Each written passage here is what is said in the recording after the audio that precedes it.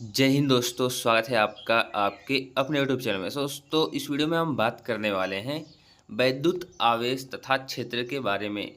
जैसा कि आप देख सकते हैं, इस वीडियो में मैं एक पूरा का पूरा चैप्टर इसी वीडियो में कवर करने वाला हूं। अगर जो आप एग्ज़ाम देने जाने वाले हैं 2025 बोर्ड में, तो आप इस वीडियो को पूरा देखकर ही जाएंगे, क्योंकि इस पूरे के पूरे वीडियो में मैं वैद्युत आवेश तथा क्षेत्र चैप्टर को कवर करूंगा। ये पूरा का पूरा चैप्टर आज आपको समझ में आ जाएगा, और जितने भी इसके टॉपिक हैं कैसे लिखने हैं, एनसीईआरटी के नोट्स मैं लेकर आया हूं। और पूरे के पूरे मैं आपको देखिए, बिल्कुल आपको पूरे के पूरे परिभाषाओं के साथ इसको लेकर आया हूं, और इसको समझाते हुए मैं आपको चलूँगा। ठीक है? और आप लोग अपने कॉपी में नोट डाउन करते चलेंगे। देखिए, जो आपका वैद्युत आवेश तथा क्षेत्र है, वो स्थिर वैद्युतिकी का एक भाग है। स्थिर वैद्युतिकी का मतलब होता क्या है? जैसे कि भौतिक विज्ञान की वह शाखा जिसमें हम स्थिर आवेशों के व उनके मध्य होने वाली क्रियाओं के बारे में अध्ययन करते हैं, उसे स्थिर वैद्युतिकी कहते हैं। यानी कि स्थिर आवेशों के बारे में हम या उनकी क्रियाओं के बारे में अध्ययन करते हैं, तो उसे क्या कहते हैं? स्थिर वैद्युतिकी कहते हैं। और ये जो आपका चैप्टर है वैद्युत आवेश तथा क्षेत्र, ये स्थिर वैद्युतिकी के अंतर्गत ही आता है। ठीक है? तो चलिए शुरू करते हैं। और ये पूरा का पूरा लेक्चर देखने के बाद आपके मन में एक भी डाउट नहीं बचेगा, और आप एग्ज़ाम में बिल्कुल अच्छे से लिख के आएंगे, क्योंकि ये जो परिभाषाएं हैं बिल्कुल एनसीईआरटी की परिभाषाएं हैं, जो कि आपको एग्ज़ाम में ही लिखनी चाहिए। जैसे कि देखिए, वैद्युत आवेश, यहाँ से हमारा चैप्टर स्टार्ट होता है। पहली परिभाषा है वैद्युत आवेश का, यानी वैद्युत आवेश का कि किसी भी पदार्थ का वह गुण जिसके कारण विद्युत एवं चुंबकीय प्रभाव उत्पन्न करता है एवं अनुभव करता है, उसे विद्युत आवेश कहते हैं। उसे आवेश कहते हैं। यानी कि कोई भी ऐसा पदार्थ जो क्या करता है, चुंबकीय प्रभाव तथा विद्युत प्रभाव उत्पन्न करता है तथा उन प्रभावों का क्या करता है, अनुभव करता है, उसे क्या कहते हैं? वैद्युत आवेश कहते हैं। देखिए, ये आवेश कितने प्रकार के होते हैं? जो आपके आवेश होते हैं वो दो प्रकार के होते हैं। एक धनावेश होता है, एक ऋणावेश होता है। एक पॉजिटिव चार्ज होता है, एक निगेटिव चार्ज। जो पॉजिटिव होता है उसमें प्रोटॉन, मतलब कि उस पर प्रोटॉन होते हैं, और कितने होते हैं? 1.6 इंटू 10⁻⁻19। यानी कि एक इलेक्ट्रॉन पे जो चार्ज होता है वो 1.6 इंटू 10⁻⁻19 कूलाम, और एक प्रोटॉन पे भी कितना होता है? 1.6 इंटू 10⁻⁻19 कूलाम। ठीक है? चलिए आगे बढ़ते हैं। देखिए, आवेश का जो एसआई मात्रक होता है आपका, आवेश का एसआई मात्रक क्या होता है? कूलम होता है। और सीजियस मात्रक स्टेट कूलाम या फ्रैंकलिन होता है। जो सीजियस मात्रक होता है वो क्या होता है? स्टेट कूलाम या फ्रैंकलिन होता है। चलिए इस आवेशों के बारे में हम समझते हैं। जैसा कि कैसे, मतलब इसकी व्युत्पत्ति हुई, यानी कि कैसे इसको इसके बारे में समझा गया। जैसा कि यहाँ पे देख सकते हैं, यहाँ पे सिल्क थ्रेड है और यहाँ पे ग्लॉस रॉड है। ठीक है? और यहाँ पे सिल्क थ्रेड लिखा गया है और प्लास्टिक रॉड लिखा गया है। जैसे कि क्या हुआ, जब जब कांच की छड़ और सूत का कपड़ा, यानी जो कांच की छड़ होती है पॉजिटिव होती है। कैसी होती है? पॉजिटिव होती है। और जो सूत का कपड़ा था उस समय वो कैसा? निगेटिव था। और प्लास्टिक की छड़ कैसी थी? निगेटिव थी। और फर या ऊन कैसा था? वो पॉजिटिव था। देखिए, कैसे पता चला कि ये पॉजिटिव है या फिर निगेटिव है? इसको कैसे पता करा? प्रैक्टिकल से। ये प्रायोगिक निर्धारण है। प्रायोगिक ये क्या है? निर्धारण। ठीक है? जैसे कि कांच की छड़ और सूत का कपड़ा, इनको जब रगड़ा गया आपस में, तब इनकी प्रवृत्तियाँ मालूम हुई, और तब जाके पता चला कि कौन धनावेश है, कौन ऋणावेश है। ठीक है? वस्तु को आवेशित करने की विधियाँ, जो आपकी वस्तु होती है उसको आवेशित करने की कितनी विधियाँ हैं, इसके बारे में हम बात करने वाले हैं। देखिए, वस्तु को आवेशित करने के लिए 3 विधियाँ हैं। 3 विधियाँ हैं। पहला है घर्षण द्वारा, चालन द्वारा, प्रेरण द्वारा। ठीक है? इन 3 विधियों द्वारा वस्तु को आवेशित किया जाता है। घर्षण द्वारा, चालन द्वारा और प्रेरण द्वारा। देखिए, घर्षण द्वारा वस्तु को कैसे आवेशित किया जाता है, ये पहली विधि हम आपको बताने जा रहे हैं।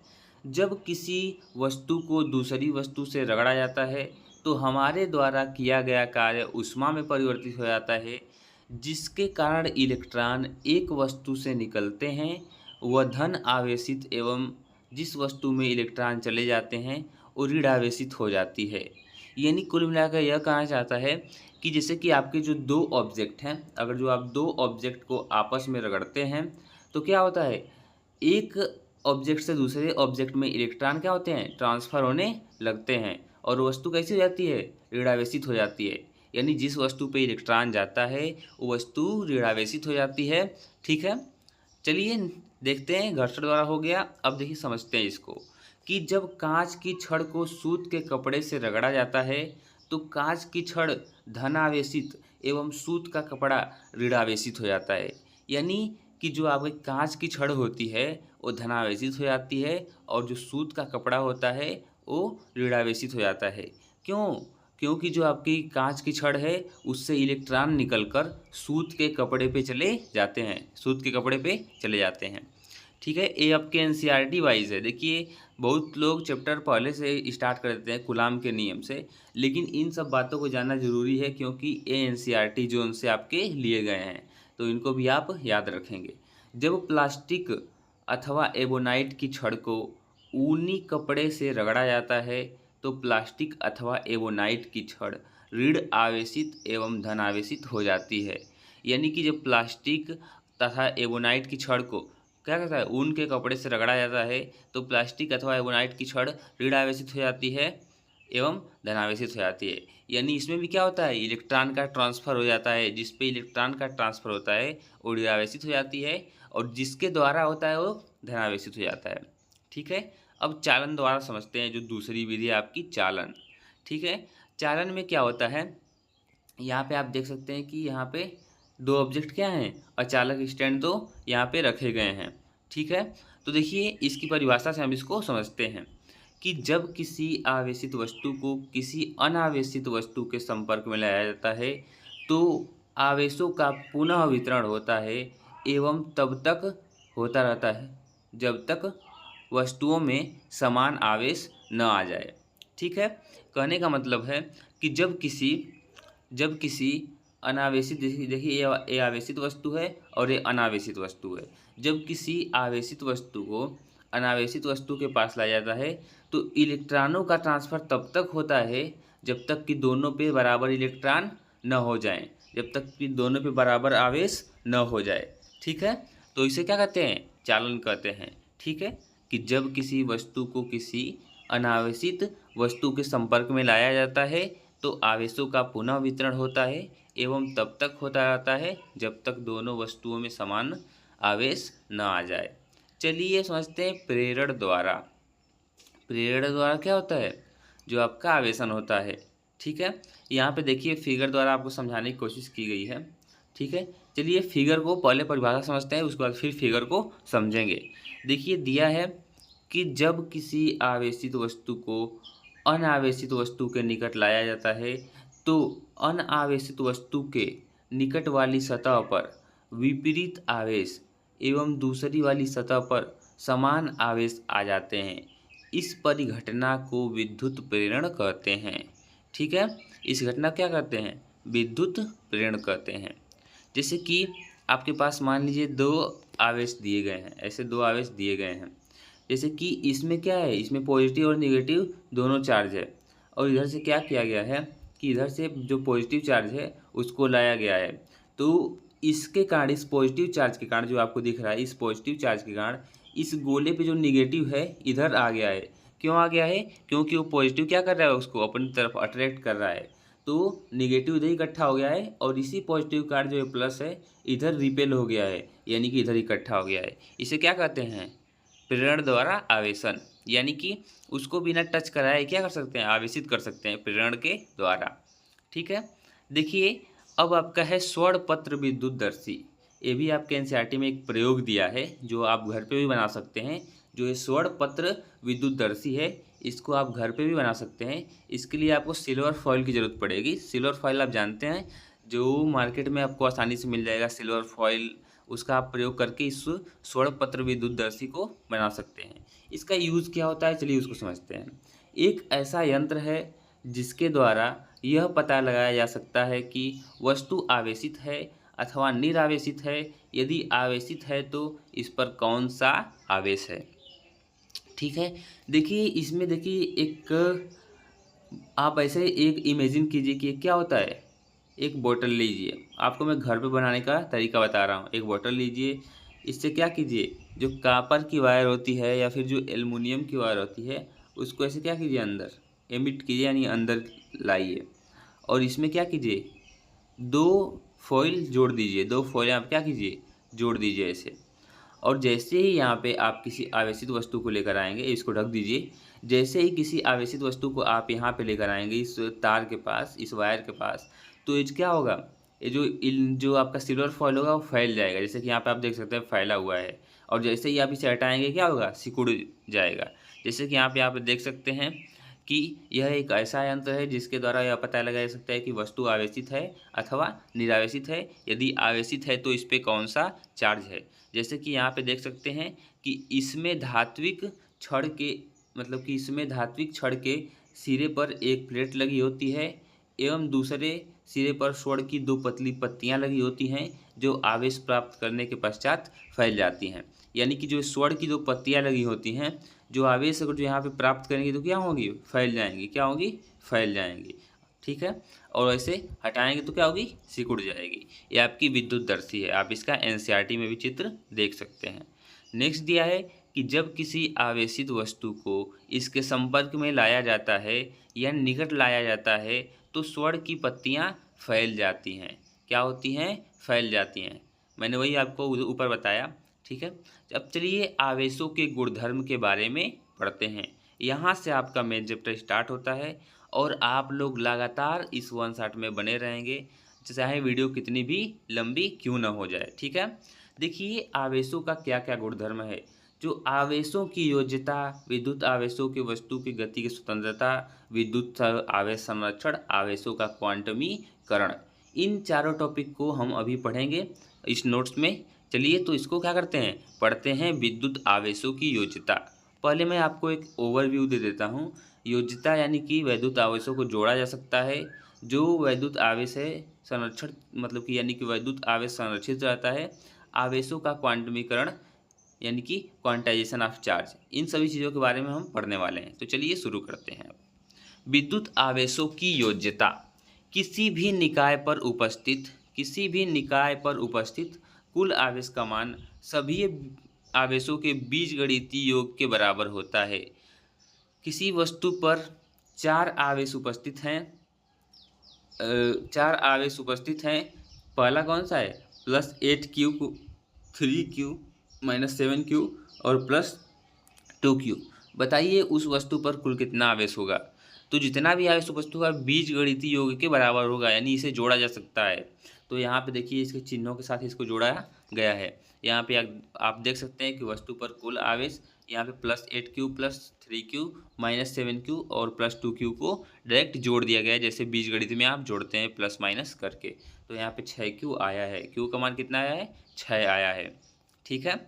अब देखिए दूसरा है विद्युत आवेशों की वस्तु की गति। ठीक है। विद्युत आवेशों की वस्तु की गति। आवेश का मान भिन्न भिन्न स्थानों पर भी समान रहता है। आवेश का मान वस्तु की चाल से भी स्वतंत्र होता है।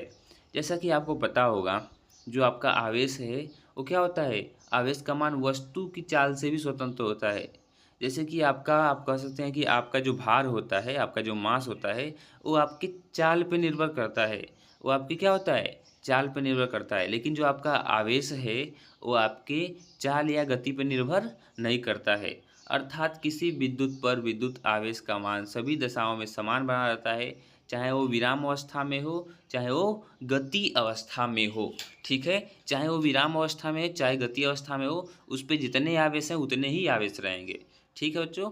जैसा कि आपको इसको मैं समझाने के लिए एक चीज़ बताता हूँ। जैसे मान लीजिए कि आपने एक गेम होता है, आपने देखा होगा, लोग मुक्का मारते हैं मशीन पे, और यहाँ पे वज़न काउंट होता है। ऐसे यहाँ पे ऐसे वज़न काउंट होता रहता है, इसमें दिखाता रहता है कि कितना केजी तक गया। तो आप समझ सकते हैं कि जो मास बढ़ाया जाता है, मतलब कि मास को बढ़ाना है तो गति को बढ़ाना रहता है। जितना तेज़ मारेंगे, जितना कस के मतलब आप मारेंगे इस मशीन पे, उतना ज़्यादा वज़न दिखाएगा। यानी कि जो आपका मास है, वो गति पे निर्भर करने लगता है, ठीक है? वो गति पे निर्भर करने लगता है। लेकिन आवेश के केस में ऐसा कुछ नहीं है। आवेश का मान वस्तु की चाल से भी स्वतंत्र होता है, यानी वस्तु पे वो निर्भर नहीं करता है, वस्तु की चाल पे निर्भर नहीं करता है, ठीक है? आवेशों का संरक्षण। अब देखिए जो आपका आवेश का संरक्षण है उसके बारे में हम समझते हैं। आवेश के इस गुणधर्म के अनुसार आवेश को न तो उत्पन्न किया जा सकता है और न ही नष्ट किया जा सकता है, ठीक है? ना ही उत्पन्न किया जा सकता है और ना ही नष्ट किया जा सकता है। आवेश को केवल एक वस्तु से दूसरी वस्तु पर स्थानांतरित किया जा सकता है। यानी जो आपका आवेश है वो संरक्षित होता है, उसे न तो नष्ट किया जा सकता है, ना ही उत्पन्न किया जा सकता है। इसको एक वस्तु से दूसरी वस्तु पर क्या किया जा सकता है? स्थानांतरित किया जा सकता है, ठीक है? चलिए अब हम समझते हैं आवेशों का क्वांटमीकरण, यानी कि क्वांटाइजेशन ऑफ चार्ज। और इससे सवाल आपके एग्जाम में आते हैं इस फॉर्मूले पे Q बराबर NE पे, ठीक है? तो आप इसको क्या करेंगे? तैयार करके रखेंगे। जैसे कि यहाँ पे दिया है कि किसी भी आवेशित वस्तु पर आवेश सदैव वैद्युत आवेश के एक इलेक्ट्रॉन का पूर्ण गुणज होता है। इस बात को और इस परिभाषा को आप नोट ही कर लीजिए, क्योंकि किसी भी आवेशित वस्तु पर जो आवेश होता है वो सदैव वैद्युत आवेश के एक इलेक्ट्रॉन के आवेश का पूर्ण गुणज होता है। जैसे कि आप फार्मूला जानते हैं, Q बराबर क्या होता है? NE होता है, NE होता है, ठीक है? तो N बराबर क्या हो जाएगा? Q by E। Q by क्या हो जाएगा? तो N बराबर यहाँ से क्या हो जाएगा? N बराबर हो जाएगा आपका Q बाई E। यानी उस वस्तु पे कुल आवेश बटा एक इलेक्ट्रॉन का आवेश, बटा एक इलेक्ट्रॉन का आवेश, यानी पूर्ण गुणज होता है, आपने सुना यहाँ पे। यानी कि जो आपका N का मान आएगा, जो आपका N का मान आएगा वो पूर्ण होगा। जैसे कि 1 होगा या 2 होगा, 3 होगा, 4 होगा या फिर 5 होगा, ठीक है? यदि वो आधा नहीं हो सकता, वो 0 नहीं हो सकता, मतलब कि वो पॉइंट में नहीं हो सकता, ठीक है?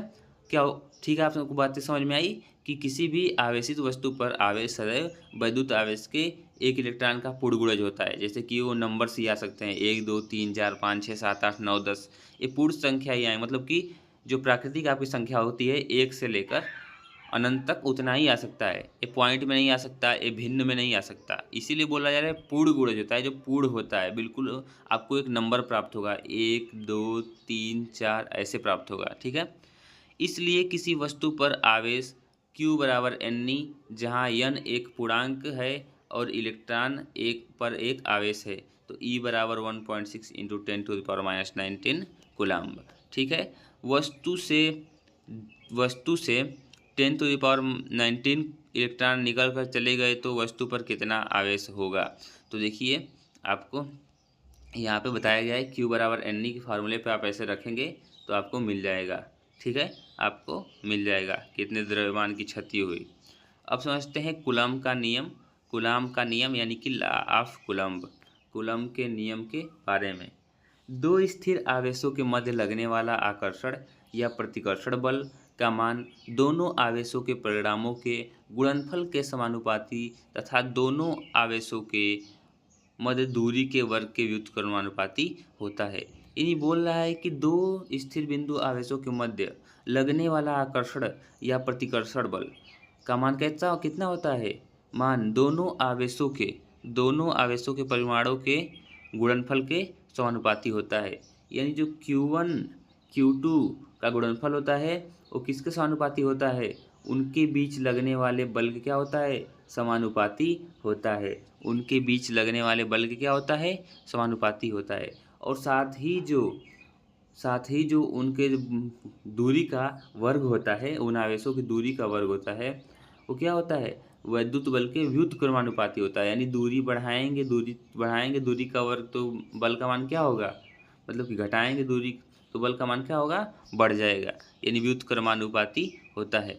यहाँ पे आप देखिए जो आपकी स्टेटमेंट थी कि कूलम्ब के अनुसार नियमानुसार दोनों आवेशों पर लगने वाला जो बल माध्यम की प्रकृति पर निर्भर नहीं करता है, ठीक है? माध्यम की प्रकृति पर निर्भर नहीं करता है। यहाँ से आप कूलम्ब का नियम हेडिंग डालेंगे और ये पूरी की पूरी बातें जो यहाँ पे दिख रही हैं आपको, ये नोट कर लेंगे। और यहाँ से मेन आपकी इक्वेशन स्टार्ट होती है कि F proportional to Q1 Q2 या एफ प्रोपोर्शनल टू 1/r²। यानी कि जो कूलाम का नियम कहता है कि दो आवेश हैं तो उनका गुणनफल किसके बराबर होगा, मतलब कि उनके गुणनफल का अनुपात बल के बराबर होगा, और उनके दूरी के वर्ग का जो मतलब कि व्युत्क्रमानुपाती होता है, जो बल होता है उनके दूरी के वर्ग के व्युत्क्रमानुपाती होता है। और समीकरण 1 व 2 से आप देखेंगे कि यह प्रोपोर्शनल टू Q1 Q2/r²। और यहाँ से एक आपके पास एक नियतांक आएगा k, क्या आएगा k, यह बराबर k Q1 Q2/r²। जहाँ पे क्या है, k क्या है, एक समानुपाती नियतांक है, ठीक है। और यहाँ पे k का मात्रक क्या है, newton metre square coulomb square. आप इसको डायरेक्ट याद रख लेंगे क्योंकि कभी कभी डायरेक्ट पूछ देता है, newton metre square upon coulomb square. और यहाँ पे जो आपका एप्सिलॉन नॉट है वो क्या है, एप्सिलॉन नॉट, जैसे कि k बराबर आपका क्या होता है, k बराबर आपका होता है 1/4 पाई एप्सिलॉन नॉट, ठीक है। तो एप्सिलॉन नॉट का भी यहाँ पे मात्रक पूछ सकता है आपको, जैसे k का मात्रक तो आपको पता होगा newton metre square upon coulomb square, लेकिन एप्सिलॉन नॉट का चलिए नीचे देखते हैं। निर्वात की वैद्युतशीलता जो है आपका एप्सिलॉन नॉट होती है, और एप्सिलॉन नॉट का मान होता है 8.85 × 10⁻12, और इसका जो मात्रक होता है कूलाम स्क्वायर प्रति न्यूटन मीटर स्क्वायर, ठीक है। जो वीमा होता है आपका के बराबर newton metre square upon coulomb square, एक के की हो गई, तो जो के की बीमा आएगी आपकी m के पावर 1, l के पावर 3 और t के पावर -4, a के पावर -1। बीमा आप निकालना जानते होंगे, आई होप। नहीं भी जानते हैं तो यहाँ पे जो आपका न्यूटन है यानी कि बल है, बल की बीमा होती है, न्यूटन की बीमा होती है mlt के पावर -2, ठीक है। और यहाँ पे मीटर स्क्वायर का होता है l स्क्वायर, ठीक है, और कूलाम स्क्वायर का at का स्क्वायर। और यहाँ से आप ऐसे मान रखेंगे इन सभी का, तो यहाँ पे आपको मिल जाएगा इसका बीमा m के पावर 1, l के पावर 3, t के पावर -4, a के पावर -2। और यहाँ से एप्सिलॉन नॉट के बीमा आपको बताया गया है कि coulomb square newton metre square इसका मात्रक होता है। कूलाम का आप जानते ही हैं कि at होता है कूलाम स्क्वायर, यानी कि यहाँ पे आपका हो जाएगा at का स्क्वायर बटा में न्यूटन का होता है, मैंने अभी बताया mlt के पावर -2, और यहाँ पे मीटर का होता है l स्क्वायर। अब इसको ऊपर ट्रांसफ़र कर दीजिए इन सभी पदों को, तो यहाँ पे आपका क्या हो जाएगा, यहाँ पे इसकी बीमा आएगी m के पावर 1, l के पावर -3, t के पावर 4 और a के पावर 2। कैसे आएगी इसे आप देख लीजिए, क्योंकि ये at पे दोनों पे क्या है, 2 घातें हैं, यानी कि a के पावर a स्क्वायर और टी स्क्वायर है, क्या है, ए स्क्वायर और टी स्क्वायर है, ठीक है। इसको आप खोलेंगे तो ये दोनों पे क्या है, 2 घातें हैं।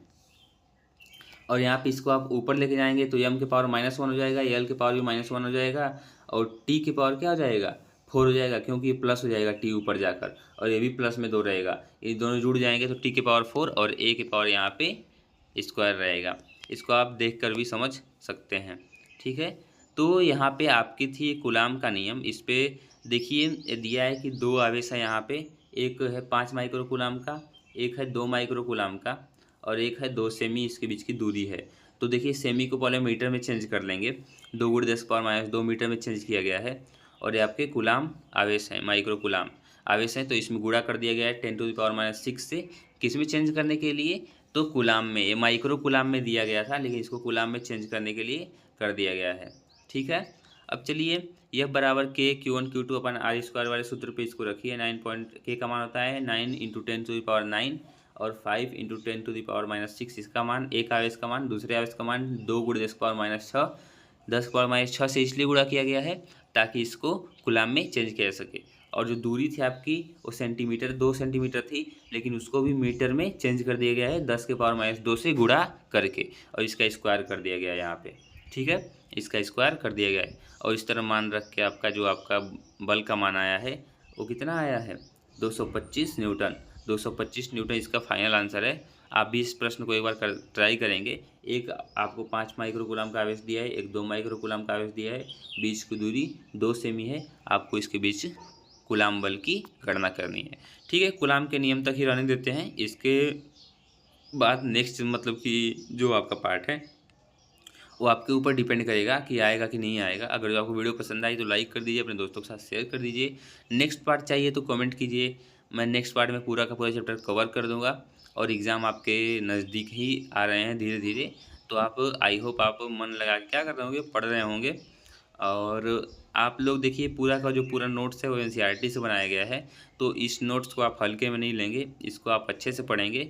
आपका चैप्टर वैद्युत आवेश था व क्षेत्र, वैद्युत आवेश था क्षेत्र था, और इसको मैंने जितना भी कवर किया बिल्कुल अच्छे से कवर किया, एनसीईआरटी वाइज कवर किया, और आपका चैप्टर फर्स्ट था। सो दोस्तों thank you, bye bye, take care of yours, मिलते हैं नेक्स्ट वीडियो में।